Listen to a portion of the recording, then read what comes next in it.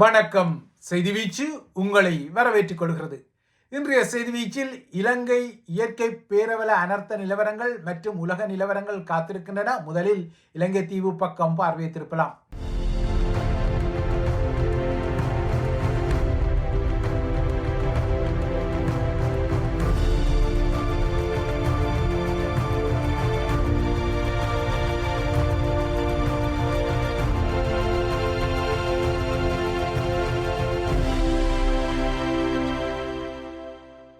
இலங்கை தீவை கடுமையாக ஒரு உலுக்கி அதன் தலைப்பகுதியான யாழ்குடாவில் இறுதிக்கட்ட தாக்கத்தை இன்று ஏற்படுத்தியவாறு டிட்வா சூறாவளி தற்போது இந்தியாவை நோக்கி நகர்ந்து வருகின்றது.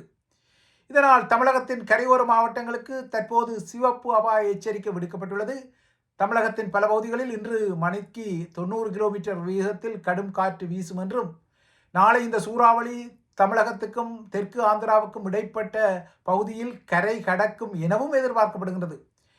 நாளைக்கு பின்னர் மழைப்பொழிவு இலங்கையிலும் கணிசமாக குறையும் என்பது புதிய ஆறுதல் செய்தியாக வந்திருக்கின்றது. ஆனால் ஏற்கனவே இந்த சூறாவளியின் தாக்கத்தால் இலங்கை தீவின் மீது அடர்ந்து திரண்டு உருவாகிய மேகக்கூட்டங்கள் ஈரப்பதம் மிகுந்ததாக மாறி மலைச்சிகரங்களில் மோதி பெரும் மழைப்பொழிவை ஏற்படுத்திய நிலையில் இலங்கையின் வெள்ள அவலங்கள் தீவிரமாக தொடர்கின்றன. இதனால் இலங்கையில் இன்று காலை வரை பல திகில் காட்சிகள் வந்தன. மலையக பகுதிகளுக்கு உபரி அவலமாக ஆங்காங்கே பெரும் மண் சரிவுகளும் இடம்பெற்று வருகின்றன.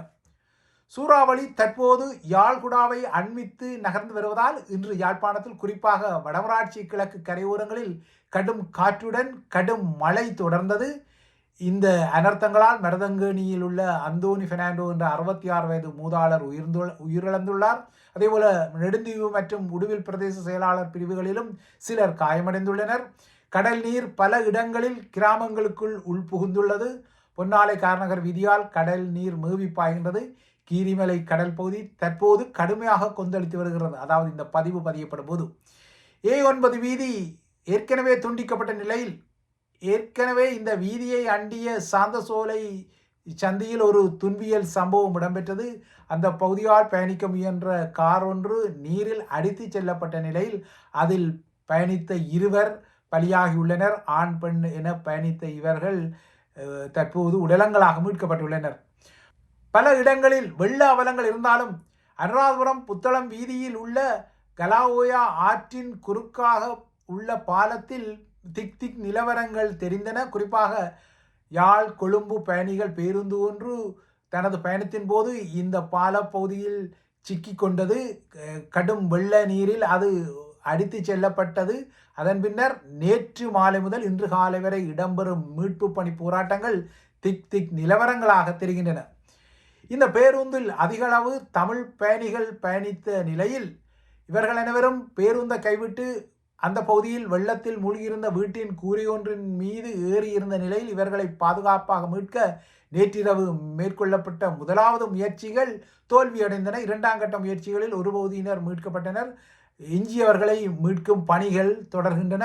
இந்த மீட்பு பணிகளை, அதாவது இந்த தீவிரமான மீட்பு பணி காட்சிகளை இன்று காலை ஸ்ரீலங்காவின் அரசு தலைவர் அருண்குமார் திசாநாயக்க நேரடியாகவே காணொலி மூலம் பார்வையிட்டிருக்கின்றார். ஸ்ரீலங்கா கடற்படையின் விரைவு நடவடிக்கை படகு படைப்பிரிவு, நீரடி நீச்சல் பிரிவு மற்றும் சிறப்பு படகு படைப்பிரிவு ஆகியன மீட்பு பணிகளில் ஈடுபட்டு வருகின்றன. இன்று காலை 34 பேர் பாதுகாப்பாக மீட்கப்பட்டு நொச்சியாகம வைத்தியசாலைக்கு சிகிச்சைகளுக்காக அனுமதிக்கப்பட்டதாக தெரிகின்றது.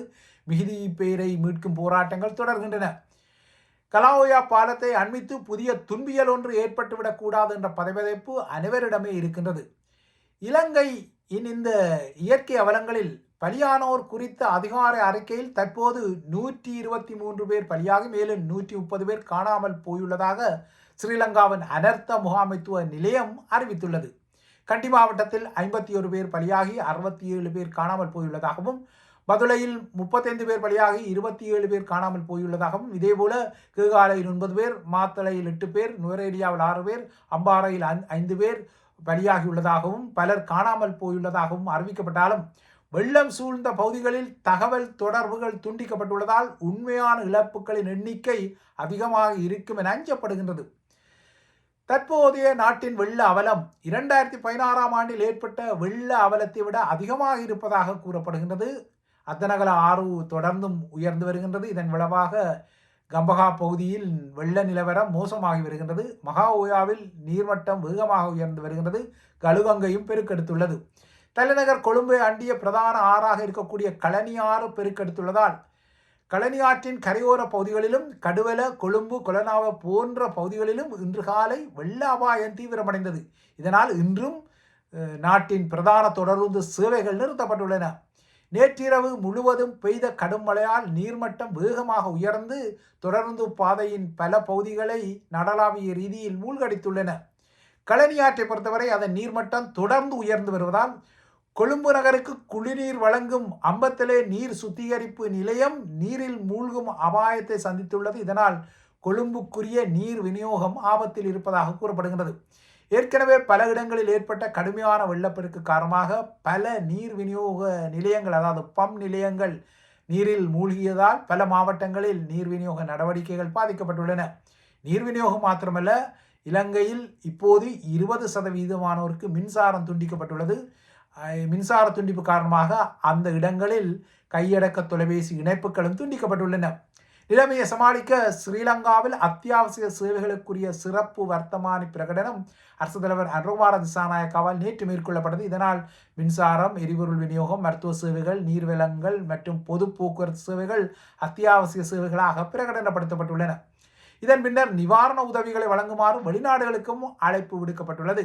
இதற்கும் அப்பால் வெளிநாடுகள் மற்றும் வெளிநாடுகளில் வசிக்கும் இலங்கையர்கள் அமெரிக்க டாலர்களிலும் பங்களிப்பை வழங்கிக் கொள்ளும் வகையில் 2 தனித்தனியான வங்கி கணக்குகளை ஸ்ரீலங்கா அரசாங்கம் அறிவித்துள்ளது. நிவாரண உதவிகளை வழங்குமாறு வெளிநாடுகளுக்கு அழைப்பு விடுக்கப்பட்ட உடனேயே இலங்கைக்கு உதவும் வகையில் இந்தியா தனது ஆபரேஷன் சாகர் பந்து நடவடிக்கையை ஆரம்பித்திருக்கின்றது. முதல்கட்ட நடவடிக்கை கொழும்பு துறைமுகத்தில் உள்ள விமானந்தாங்கி கப்பலான INS விக்ராந்த் மற்றும் INS உதயகிரி ஆகியவற்றின் ஊடாக நிவாரணப் பொருட்கள் வழங்கப்பட்டன. இதன் பின்னர் இன்று அதிகாலை 80 தொன் மருத்துவ நிவாரணப் பொருட்களுடன் இந்திய வான்படையின் C-130 ஹெர்குலிஸ் சரக்கு விமானம் கொழும்பில் தரையிறங்கியது. இதன் பின்னர் இந்திய நிவாரணப் பொருட்களுடன் இன்னொரு C-17 குளோப் மாஸ்டர் ரக சரக்கு விமானமும் இன்று முற்பகலில் கொழும்பில் தரையிறங்கியதாக தெரிகின்றது. இந்த நிவாரணப் பொருட்கள் யாவும் கொழும்பில் உள்ள இந்திய உயர்ஸ்தானிகர் ஆலயத்திடம் தற்போது ஒப்படைக்கப்பட்டுள்ளன. இலங்கை மக்களுக்கு தனது ஆறுதல் செய்தியை வழங்கிய இந்திய பிரதமர் நரேந்திர மோடி அந்த செய்தியில் தமது ஆபரேஷன் சாகர் பந்து உடனடி அவசர நடவடிக்கையாக ஆரம்பிக்கப்பட்டுள்ளதாகவும் நேற்று குறிப்பிட்டிருந்தார். இலங்கையை பொறுத்தவரை அதன் பொருளாதாரத்தை அடிக்கும் புதிய அவலங்களை இந்த இயற்கை பேரழிவு ஏற்படுத்தி இருக்கின்றது. மாத்தளை, புலனறுவை மற்றும் குருநாகல் மாவட்டங்களுக்கு இடையேயான முக்கிய இணைப்பாக உள்ள முரகந்த லக்கல பாலம் வெள்ளத்தில் அடித்துச் செல்லப்பட்டமை போன்ற பல கட்டுமான இழப்புகள் பொருளாதாரத்தை அடிக்க தலைப்படுகின்றன. அவசரகால நிவாரண நடவடிக்கைகளுக்காக அனுர அரசாங்கம் ஏற்கனவே வழங்கிய 1.2 பில்லியன் ரூபாய் தொகை சொற்பம் என்பதால் தான் பணத்தை பற்றி கவலைப்படாமல் நிவாரணப் பணிகளை துரிதமாக மேற்கொள்ளுங்கள் என அறிவித்த அனுரகுமார திசாநாயக்கா பேரிடர் தேவைகளுக்காக 2025ஆம் ஆண்டுக்குரிய வரவு செலவு திட்டத்தில் அறிவிக்கப்பட்ட 30 பில்லியன் இலங்கை ரூபாவை விடுவிக்க வேண்டிய அறிகுறிகளையும் காட்டியிருக்கின்றார். அனுர மேற்பார்த்த JVP உள்ளுடன் கொண்ட அரசாங்கத்தை பொறுத்தவரை அது இவ்வாறான தேசிய நெருக்கடி காலங்கள் ஏற்கனவே ஏற்பட்ட நேரங்களில் இதுவரை ஆட்சியில் இருந்த அனைத்து தரப்புகளையும் கடுமையாக விமர்சித்த ஒரு தரப்பு என்பதால் தற்போதைய நெருக்கடியில் தமது ஆட்சி முறையான வினைத்துறையுடன் நகர்வுகளை மேற்கொள்வதாக காட்ட வேண்டிய தேவை அனுரகுமார திசாநாயக்கா அரசாங்கத்துக்கு உள்ளது. ஆனால் இவ்வாறான வினைத்திற நகர்வுகளில் அவசரகால அறிவிப்புகளை தமிழிலும் வெளியிட வேண்டியது அவசியம் என்பதை மறந்த அரசாங்கம் தனி சிங்களத்தில் அவசரகால அறிவிப்புகளை வெளியிட்டு தமிழ் மக்களின் அதிருப்தியை இந்த அவல நேரத்திலும் சம்பாதிக்கத்தான் செய்கின்றது. இதற்கு மறுபுறத்தே சஜித் போன்ற அரசியல்வாதிகளோ மக்களுக்கு முறையான நிவாரண நடவடிக்கைகளை வழங்க முடியாவிட்டால் ஆட்சியை தம்மிடம் வழங்குங்கள் என மூன்றாந்தர அரசியலை செய்வதில் பின்னிற்கவும் இல்லை. சஜித் போன்ற ஆளுமை குறைபாட்டு அரசியல்வாதிகளுக்கு நெருக்கடி காலத்தில் மக்களுக்கு உதவுவதை விட இந்த காலத்திலும் அரசியல் செய்வதில் தான் அதிக அக்கறை உள்ளது போல தெரிகிறது. ஆயினும் அனுரகுமார திசாநாயக்க அரசாங்கமோ அனைத்து அரச கட்டமைப்புகளும் நிவாரண நடவடிக்கைகளை திறமையாக அதிகாரத்துவ தாமதம் இல்லாமல் நடத்த வேண்டும் என சாட்டியை சுழற்றுகின்றது. இலங்கை தீவை பொறுத்தவரை எந்த அரசாங்கம் அதிகாரத்தில் இருந்தாலும் அரச நிர்வாக இயந்திரத்தின் வேகமும் அதன் நிலைத்தன்மையும் எப்போதுமே மந்தத்துக்குரியன என்பதில் மாற்று கருத்துக்கிடமில்லை. அது அனுர அரசாங்கத்திற்கும் சற்று பொருந்தத்தான் செய்கின்றது. ஆனால் கடந்த அரசாங்கங்களை பொறுத்தவரை பேரிடர் மேலாண்மை சட்டத்தில் குறிப்பிட்டது போல நாட்டின் தேசிய பேரிடர் மேலாண்மை பேரவையை 3 மாதங்களுக்கு ஒருமுறை கூட்டிக் கொண்டதே இல்லை.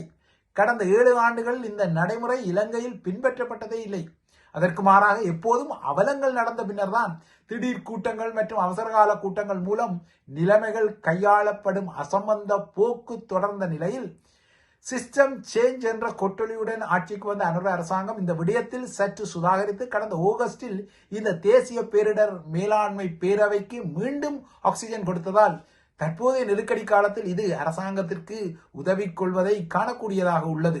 ஆனால் என்னதான் சிஸ்டம் சேஞ்ச் வந்தாலும் பேரிடர் காலத்தில் தமிழ் பொதுமக்களுக்கு துல்லியமான அறிவிப்புகளை தமிழிலும் வழங்க வேண்டும் என்ற விடயத்தில் இந்த அரசாங்கம் கோட்டை விட்டுள்ளது தமிழ் மக்களுக்கு ஒரு பாதகமான நிலைமையாக இருந்தாலும் அவசரகால வேளைகளில் இவ்வாறான விடயங்களை நோக்கிக் கொள்ளாமல் இந்த இயற்கை பேரிடரில் தமிழர்களும் தமிழ் சமூக பிரதிநிதிகளும் தம்மால் இயன்ற பங்களிப்பை செய்து வருவதையும் அவதானிக்கக்கூடியதாக இருக்கின்றது.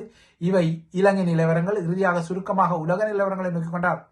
கடந்த மாத இறுதியில் அமெரிக்காவில் ஜெட் ப்ளூ விமானத்தில் நடந்த ஒரு சம்பவத்தை அடுத்து ஏர்பஸ் நிறுவனம் தனது 6000 A320 ரக விமானங்களில் ஒரு கட்டுப்பாட்டு மென்பொருளை அவசரமாக மாற்ற வேண்டும் என்ற ஒரு அறிவிப்பை விடுத்தமை உலக விமான சேவைகளில் புதிய நெருக்கடியை தோற்றுவித்துள்ளது.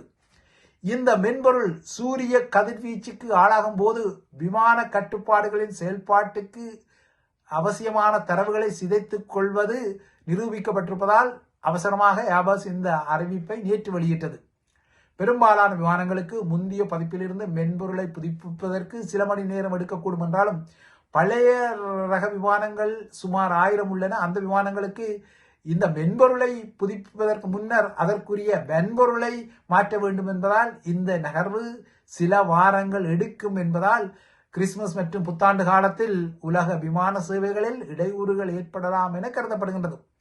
ஏர்பஸ் இந்த முன்னெச்சரிக்கையை ஒரு அவசர முன்னெச்சரிக்கை விடுத்தாலும் இந்த மென்பொருள் சிக்கல் உடனடியாக விமான பயணங்களுக்கு ஆபத்தை ஏற்படுத்தாது எனவும் ஆறுதல் செய்தியை வழங்கியுள்ளது. கடந்த அக்டோபர் 30 அன்று கணனி செயலிழப்பு காரணமாக அமெரிக்காவில் சேவையில் ஈடுபட்ட ஜெட் ப்ளூ விமான சேவையின் ஏர்பஸ் A320 விமானம் கட்டுப்பாட்டு சிக்கலை சந்தித்திருக்கின்றது. விமானிகள் எந்த தலையீட்டையும் செய்யாமலே விமானம் திடீரென கீழ்நோக்கி சென்ற சம்பவத்தை அடுத்து விமானிகள் சுதாகரித்து மேனுவலாக விமானத்தை தரையிறக்கி கொண்டனர். இந்த சம்பவம் ஏர்பஸின் 55 ஆண்டு வரலாற்றில் குறிப்பிடத்தக்க தாக்கத்தை ஏற்படுத்தும் ஒரு சம்பவமாக மாறியுள்ளது. தற்போது A320 ரக விமானங்கள் போயிங்கின் 737 விஞ்சி அதிக விற்பனையில் இருக்கும் நிலையில் இந்த சிக்கல் வந்திருக்கின்றது. அடுத்து அமெரிக்காவில் வாஷிங்டனில் ஆப்கானியர் ஒருவர் அமெரிக்காவின் தேசிய காவல் படையினர் மீது நடத்திய துப்பாக்கிச் சூட்டை தொடர்ந்து அனைத்து புகலிட கோரிக்கை முடிவுகளையும் அமெரிக்கா இடைநிறுத்தியுள்ளது. 3ஆம் உலக நாடுகளிலிருந்து அமெரிக்காவுக்குள் குடியேறும் நபர்களை நிரந்தரமாக இடைநிறுத்த ட்ரம்ப் உறுதியளித்த சில மணி நேரங்களுக்கு பின்னர் இந்த புதிய அறிவிப்பு வந்துள்ளமை ட்ரம்பின் பதவிக்காலத்தில் புலம்பெயர்ந்தோர் மீதான கட்டுப்பாடு மேலும் இறுகுவதை ஆதாரப்படுத்தியுள்ளது. இதற்கிடையே வாஷிங்டனில் துப்பாக்கிச் சூட்டை நடத்தி தேசிய காவல் படையைச் சேர்ந்த ஒரு பெண் அதிகாரியை கொன்ற சந்தேக நபரான ரஹ்மானுல்லா லஹன்வால் முன்னர் சிஐஏயுடன் அதாவது அமெரிக்காவின் மத்திய புலனாய்வு முகமையுடன் இணைந்து பணியாற்றியதாக சிஐஏயின் தற்போதைய இயக்குனர் ஒத்துக்கொண்டுள்ளார். தலிபான்கள் ஆட்சியை பிடிப்பதற்கு முன்னர் ஆப்கானிஸ்தானிலிருந்து அமெரிக்க படையினர் வெளியேறிய போது காபூல் விமான நிலையத்தில் ஆயிரக்கணக்கான அமெரிக்க படையினரை பாதுகாக்க இவர் உதவியதாகவும் சிஐஏ கூறுகிறது. 5 பிள்ளைகளின் தந்தையான இவர் 9 ஆண்டுகளுக்கு முன்னர் கந்தகார் தாக்குதல் படையின் ஸ்கார்பியன் 3 பிரிவில் இணைந்ததாகவும் லஹன்வால் ஒரு ஜிபிஎஸ் கண்காணிப்பு நிபுணர் என்றும் சிஐஏ அறிவித்துள்ளது. ஆக மொத்தம் சிஐஏயால் முன்னர் போஷிக்கப்பட்டவர்கள்தான் அமெரிக்காவிற்கு பின்னர் பெரும் தலையீடியாக மாறுவது பின்லாடன் முதல் தற்போதைய லஹன்வால் வரை நிரூபிக்கப்படும் ஒரு வரலாறாக தொடர்கின்றது. இவைதான் ஐபிசி தமிழின் செய்தி வீச்சு. தொடர்ந்தும் ஐபிசி தமிழுடன் இணைந்திருங்கள்.